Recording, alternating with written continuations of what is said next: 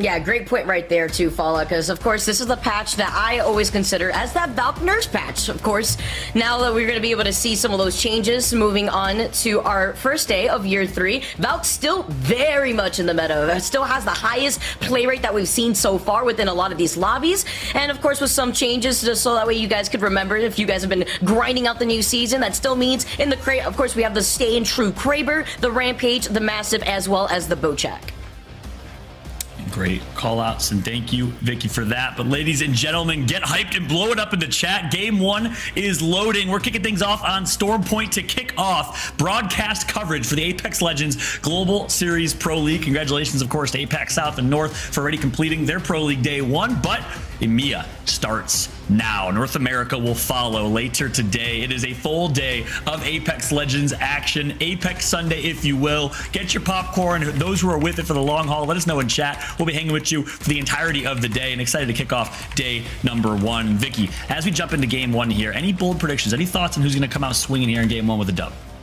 Ooh, you know you always got to put me on the hot seat, huh, Fallout? Okay, all right. Got to give it to the boys, the KCP squad, because they're the ones that have been playing with a sub as well as Alliance has, but specifically KCP after the action that I saw when they brought in Verhos, how we got to see the Stay and True Nasky Serdell play around, you know, not having Max Strafey there. Shout out to Max Strafey, who's currently situated in Ukraine. It's nice to see how they're going to be able to go into the year 3 and day number 1 with that next player that they're not used to playing with. Ooh, I like that call. KCP to start strong, and it's actually crazy. I was talking to Nasky right before, and based on some of the recent bombings in Kiev, wasn't sure if there was going to be power outages, if Strafey was going to be able to play. Confirmed that he is going to be playing, I believe, with this roster. We'll take a look as we see their team names here on screen in a moment, but they are playing with their full team. I got the Gaiman Gladiators. They're playing with Artigo today. Hardeki confirmed that in DM to me earlier today as well. I'm excited to see Gaiman, former FA Kitties, in their return to glory. I mean, for the longest time, Vicky, it was Gaiman and it was Alliance, the top 2 heavy hitters in EU, and then this little trio, Nasky, Strafey, Dell, came along and took that title and shake things up quite a bit. But we're kicking things off with Alliance, playing with Mandy, fan favorite, one of the top streamers in Apex Legends, on his Gibraltar, which he's one of the best Gibbies, if not the best Gibby in the world. Excited to see what Alliance can do. Yeah, Mandy also just an amazing personality. He's got a lot of fans over there in Japan, and I'm excited to see what he's going to bring with the rest of the Alliance squad, as they're going to be able to situate themselves at their POI over on the northern side of Storm Point. Nice to know, again, looking at the composition, Seer still obviously in the meta, like we've seen not only throughout APAC, but within the last few scrims when it comes to some of these teams. Alliance, also talking about scrims, have consistently been top 5 in the last previous weeks leading up into the Pro League. That's right. Alliance has been looking sharp. For those that are maybe newer to competitive Apex, Alliance Hockeys, the IGL of this team, has been on this team since the very beginning, from Sweden. Former Sweden military, and always kind of speaks about how his time in the Swedish military helped prepare him to be a leader in an IGL in Apex Legends. He approaches his regimen, his daily practice schedule, his leadership in a similar way. He was a longtime duo with Vice, the unsung hero of this team, the support player who took a step back. Mandy fills those big shoes. We'll see if the chemistry will still be there, though, because obviously that is 3+ years of teaming between Hockeys and Vice. Yuki joined the squad about 8 to 10 months ago and has had an incredible impact from the UK. We'll see how Yuki will fare as Valkyrie, one of the consistent Valks in EU. Not only that, of course, Yuki being a model himself, I mean, he's been able to not only pop off in game, but pop off in real life, as we get to take a look at some of our other squads situated in Cenote Caves. Now with now kind of wondering where this circle is going to be pulling for our first game of the day. It's nice to see how some of these squads have the advantage coming in from the northern side of the map, because of course on Storm Point you have that disparity between high to low ground. The Valkyrie ult with the Skyward Dive is going to be able to cross much more space coming in from the north side of the map, and it does look like it is going to be pulling in that direction, as Game of Drones is the squad that's going to be landing in Cenote Caves, and looking fantastic already when we talk about the loot. I mean, look at this, the PK, you got the purple shotgun choke, you got the Digi threat as well. I believe the replicator does change in just a few minutes, which is also nice to note, because it is Sunday, which means our weekly rotations would be changing too. Evo Shield here. Level 3. Game of Drones, a name that you probably remember from Apex, but a new roster. Rondon, the only remaining member of this squad, coming from Slovakia, playing with relative rookies in Jules and Torj. Torj from Norway, Jules from Germany, so a multinational team. Game of Drones is one of the teams that qualified through the open qualifiers, but certainly no strangers to Pro League. They've been here before. They've competed at a top level before. before, so I'm excited to see what they can do and if they can shake things up in this lobby. And the fact that they get all of Cenote K's, which is probably the most slept on POI on Stormpoint, in my opinion, is great. Look at the loot. Already purple shields and blue shields for Jules and Rondon, respectively. Yeah, although it's not going to be pulling in this direction, I also just absolutely love those end circles. They're so chaotic when it comes to Cenote Caves, because a lot of teams like to situate themselves inside these buildings early. LFO, forever. Another one of our squads that have made it through the qualifiers are already going to make their quick rotation. A nice call out, actually, in predicting that the circle is going to be pulling towards Northpad, which also has that beacon, so information for days for this team. Because, of course, with Horizon sticking to the Valkyrie like we've seen Horizon before, it's going to be nice to see how Horizon's going to be able to play this, since we probably already have a squad that uses a Northpad as their own POI. Yeah, great positioning with the Watson in play, and they'll be able to burrow themselves in this bunker, and they are basically going to pitch up a tent, as you see right here, Newcastle on display. So we got that big comp of Newcastle and Watson. We've seen a lot of teams do this, 100 Thieves kind of notably in North America, and it's a really, really good passive early rotate comp, but looks like we're going to have our first fight of the Pro League. It's going to be the Kansas City Pioneers live against High Peak, and off to a good start is Nasty with the car. That's exactly what the Kansas City Pioneers want to start off with, and not only that, look at their Evo shields. They're looking fantastic. They already have the health advantage over High Peak, losing out on Bavis here. Fortunately, dropping down, though. You can't run anywhere. High Peak get aped, and KCP already put themselves on the board. Not only that, they are also the ones to take out the first squad in our first game lobby. KCP, an absolute steam train rolling through Kansas City and demolishing their first opponents here in ALGS Pro League. What a start for the Kansas City Pioneers. To see their teamwork right there on display. And for those, again, that are newer to Apex, haven't been watching for a long time, one of the best stories we've had in competitive Apex. Nasky went to the Apex Legends preseason invitational in Poland years ago as a complete unknown rookie. With this trio, came out of nowhere, grinded from the amateur scene to semi-pro to becoming professional players to becoming champions. They won the summer circuit way back in 2019, and since then Strafey left to join Navi, got a great org, a nice salary, and did not find as much success with that team. Returns back to his boys, his team of two, and Nasky, Strafey, and Dell are now back under the banner of the Kansas City Pioneers and looking to return to their spot on top of the throne of EU Apex. Side note, I love the fact that we're seeing Strafey out here too. I love seeing the KCP squad boys pop off. Horizon now going to be able to bunker down right below to this Northpad spot. Look how quick already, with only one squad out of this lobby like we just saw in that early fight with a KCP. Look how quick so many of these teams already situated in this final circle positioning. The predictions already coming in from these teams with so many beacon characters between the Valk, the Seer, and the different compositions with what I like to call the Taser comp between the Newcastle and the Watson is so interesting to see. Those rocks are already going to get contested. I'm not surprised that the sniper tower in Northpad has already been contested. That's going to be a really good game-winning spot for some of these teams if they could get there already. Yeah, and you're going to see a lot more Watson on Stormpoint than you will on World's Edge. Reason being, well, you kind of see it on screen here. It's a lot harder to destroy those corner of the fences because of the way that the buildings are architected and the map layout is. Whereas on World's Edge, some open buildings, and it's a little bit easier to destroy Watson fences. So you see a lot more Watson on Stormpoint for that reason and other reasons, as we'll see 2 or 3 Watsons already. But Invictus Gaming, the return of Graceful alongside his duo in JMW, former Team Nessie, a dominant team for historically in competitive Apex. Excited to see what they can do. Horizon picks up Urban on track to be Rookie of the Year in 2020. Got picked up by Invictus, actually, so he's actually right next to his former team. Didn't perform up to expectations. He joins the Finnish duo, longtime duo, one of the longest duos we've had in Apex, in 0-0, and Mimu, former silver medalist at the X Games for Apex Legends alongside Snipe Down way back when. So excited to see what Horizon can do. Since then, they've been kind of a B, C tier team. They haven't been able to perform at the highest level in EU. We'll see if that will change here with Urban. I love how you like to highlight the history here for a lot of these squads, because it's so important to tell their story here as they start off day number 1 in the Pro League as Alliance, so a little bit far away from Northpad, taking a different route and taking their time over in the Replicator. Alliance, one of the squads that we highlighted for all the right reasons. I mean, this is one of the most consistent squads in the Emea region, even while they're subbing in different players between Graceful and Effect, and now Monday moving in to situate themselves within Alliance for the next 2 weeks. It's nice to see how their approach is for this next circle, because this is one of the teams that do take their time. They're going to be able to loot up nicely with the Replicator, get all those shield bats, get all those med kits that you need, and look at those Evo shields already too. They already got them all the way up to purple with the Replicator alone, so they're looking to take a much more slower approach into this next circle. Yeah, Alliance dropping Lightning Rod, the northeasternest most side of the map. I just made up that word, I think. Taking their time, obviously, on rotates. They're going to be playing edge. They're going to be playing a very, very passive edge, looking to pick any fights that they can, but also going to be really, really well looted with that crafter. So good rotation coming through from Alliance. We'll have to keep following their journey as there won't be a lot of real estate left. You see so many teams have already posted up with Watson in play, and it's going to be hard to find God spot in this late game since teams have already secured it.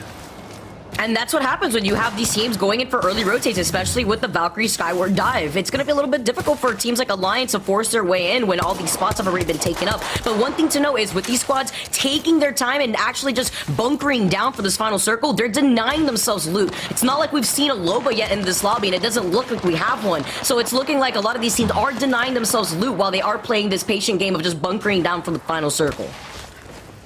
Yeah, and look what I'm seeing here from the Three Muppets. One of our rookie teams in competitive Apex, Strongest, Plom, and Kumbra, all coming from Norway, by the way, a full Norwegian team. They are doing a good job of obviously having home base, but then stretching out on a leash to see if they can pick up some KP or kill points along the way. I like what I'm seeing from them. Vexed find themselves in a fight. Might be against Alliance here. We know Alliance was just at the wall, just north of them. An early fight between Vexed and potentially Alliance, or Alliance will join this third party. This is a close one. Oh, already a crack right there, too, on the horizon from across the field. We've seen Vexter Gaming already fall out. We saw them pop off originally as formerly known as Bosch, as another crack comes in from Vex Gaming. I like this positioning that they're holding, too. They're trying to get out of that line of sight of the Cyril, as well as holding the other side of the cliff, so that way they could actually just go behind the rocks in case that they're in the line of fire. And actually, it's going to be Korpa that will be nearby. Zerifer, the Slovakian, alongside Trix coming from Hungary. They find themselves in a tough 3v3 against a hungry Vex roster that's so incredibly talented, and Alliance might enter the fray. Max Strafe is going to go down to Herald at the top right of your screen. Keep an eye on that as this fight will continue. Tyler, FPS, controller player from the UK, alongside Unlucky and Matafe, a top team here in EU, recently signed by Vex, have Korpa on the ropes right now. Will they decide to full send, or will they play rotate? It looks like Tyler calls them off. Also nice to note that's EKO Esports, by the way, that's putting in some pressure onto KCP in the feed. Remember, we do got that multi-view if you guys want to listen to some comms, so that way you guys can take notes for your own games. As Vex Gaming are going to continue on this fight outside of the circle. Ring 2 closing in, taking a little bit of that chunk of damage, of course, as Vex Gaming looking to fully set it onto this last straggler over by the side as they're trying to run into that next circle. Yeah, we've seen Vex perform really, really well in the Boom TV $70,000 tournament. The finals, by the way, are this Wednesday. Their performance there certainly got them ready for ALGS Pro League. Here's a big fight, though, between Jules. He's going to get knocked early. It's going to be Game of Drones. Rondon needs to go huge. He's last alive, and no, he won't. He gets taken out by the hands of the rookies, the Three Muppets, which, by the way, is my favorite team name so far. I'm just going to say I'm a Three Muppet fan. They are the new Team Burger. I'm just saying. I love the Three Muppets, but I have to say, Game of Drones is also pretty good, all right? It may not be the House of Drones out here right now, as they're the second squad to get taken down from this lobby, but Three Muppets are now going to take this real estate, some free real estate, which is pretty nice to see here for Three Muppets, because looking at this composition, like you mentioned before, we are going to be seeing a lot of the Watsons on Storm Point, so now they can just bunker down with the Watsons, set up those fences, and nicely to see that they're going to be able to gatekeep any squads that are going to be rotating away from Down Beast as well as Checkpoint.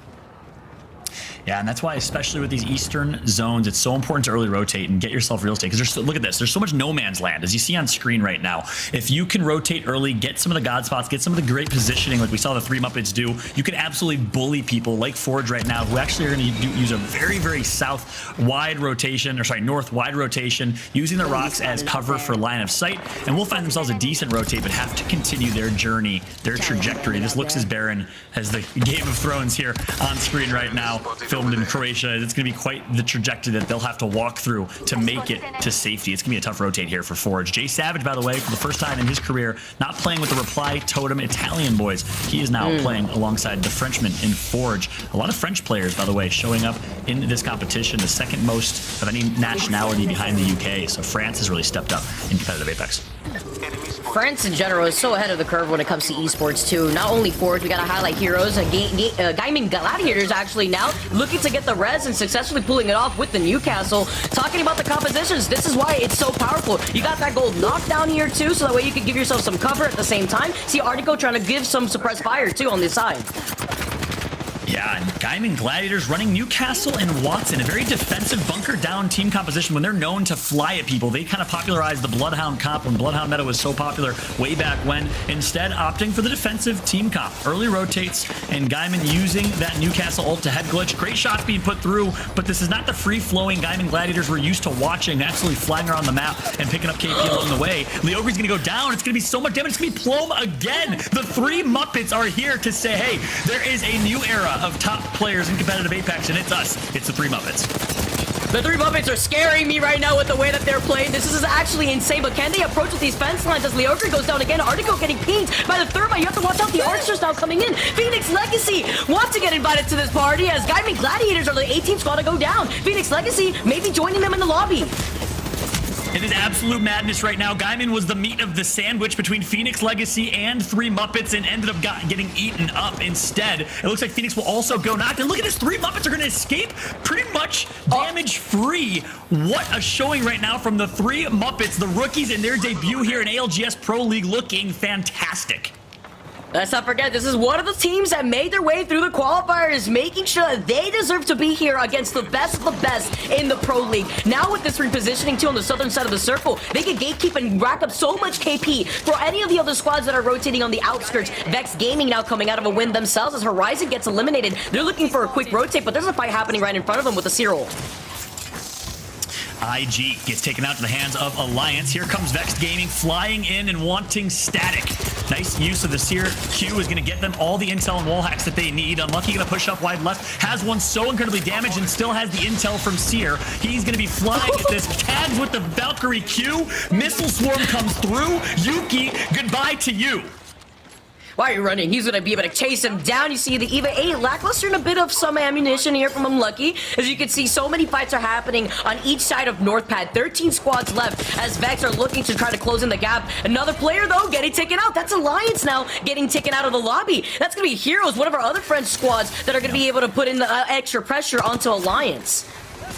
That's right. Alliance eliminated at the hands of Vex and Heroes. Vex Gaming, wise decision earlier not to take that fight against Corpa in Storm. They rotated instead, and it's paying off for now. They got to finish their rotation, though. It's going to be tough to do. Oh my gosh, someone's right behind them with 1 HP. Can they find that last and final rat? Looks like they are going to try and pick up that one remaining player. Not sure which team it is. They should be able to clean that up. Should be able to get healed back to full. And they do have a Valkyrie ultimate to use if they so choose to do so. It'd be high risk, high reward. But look at this. Another team of two is going to fly through. Unlucky gets 140 damage to initiate and break ice. Is not missing a shot right now. Is Unlucky.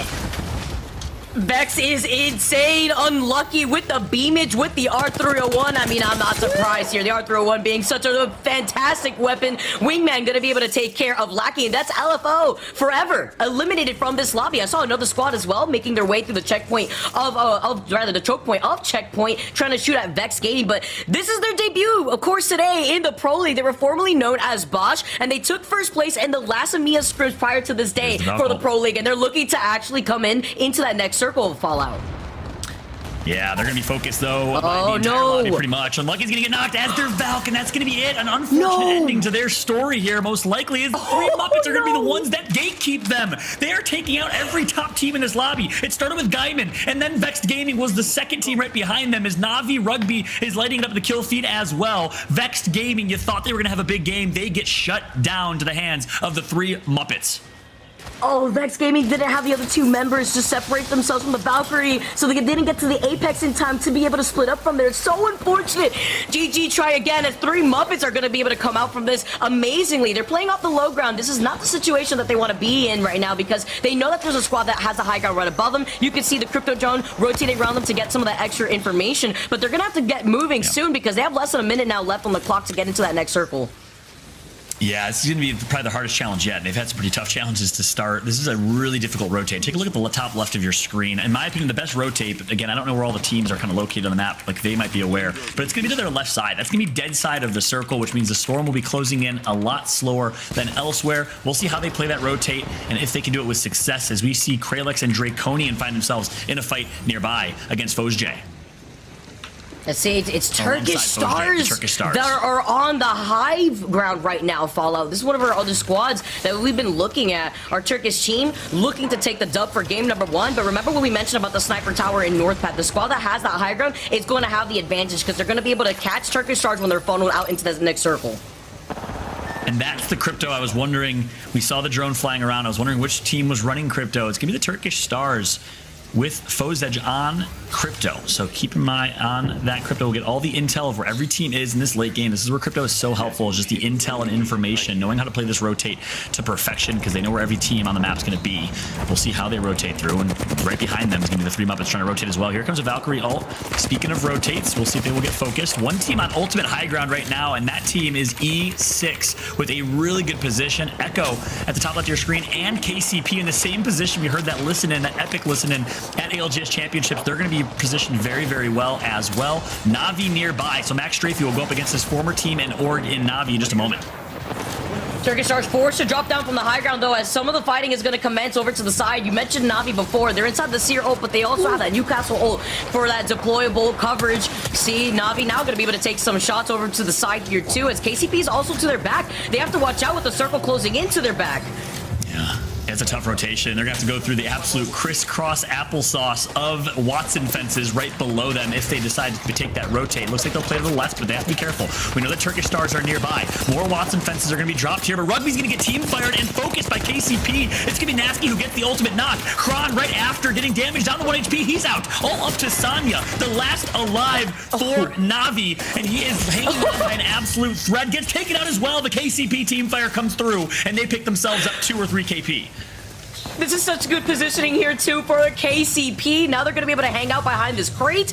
Oh, so unfortunate that you saw Na'Vi not able to take the extra cover that they need, not only behind that deployable cover, but behind that death box that you saw them holding on to. It's E6, the squad that we were looking at, Element 6, that have held onto this high ground for so long. I mean, can we talk about the plethora of Lifeline care packages that are painting this walkway? Yeah, quite a few. Lifeline, welcome to Apex Legends Global Series. We have not seen much or any Lifeline in the ALGS, but look at this additional cover and all the loot for E6. As the 3 Muppets will finally get eliminated, we knew that rotate was going to be tough for them. Their journey comes to an end, but it looks like E6 is going to drop. They're going to ape this team. They're going to pick themselves up some even more KP. That's going to be the Turkish Stars eliminated. Eco gets eliminated as well to KCP. We got Element 6 with Lifen, the new controller player replacing Nags on this roster, alongside the Kansas City Pioneers, 2 of our 4 teams remaining in this lobby. This is beautiful here for E6 as they've been able to clean up so many other teams while they've been situated on the high ground. You can see BFG playing off the low ground, Digi and Jay Savage also sharing some of that real estate as E6 are looking to send it over to KCP. And it's going to be the crypto drone that's going to break ice for them and damage some shields. Slayers needs to go big, and he's going to turn right, misses one, but immediately turns and shreds. Nice job from KCP using the knockdown shield. Is it going to be enough? No, it's not. The Pioneers are going to be eliminated, but right after E6 gets taken out, Slayers is knocked. All up to Swinny and Lifen, and Swinny's going to push wide right and downs one. Huge plays from K Swinny, the IGL of this team. Oh, this is so huge. BFG also on the other side here as they do take out that one member. 3 squads left as E6 are looking to dominate the rest of this lobby. They need to get this res. They're going to be able to get it onto Slayers. Rocking the lifeline once again. Have to reiterate. Absolutely huge as another straggler from the back end tries to try to control K Swinny. He's on the high ground though, so he has a situational advantage and a positioning advantage as well. It all comes down to this. 3 squads remain. The res came through courtesy of Lifeline with quick reses. And here comes the damage. Bitfix is going to be out. The last team alive is going to be Jay Savage's team. Forge, they're going to get taken out as well. Swinny and E6 are going to start off the Apex Legends Global Series Pro League with an absolute bang. E6 comes out on top in game number 1. What a start to the Pro League here as we welcome back Rain Day to break down the action.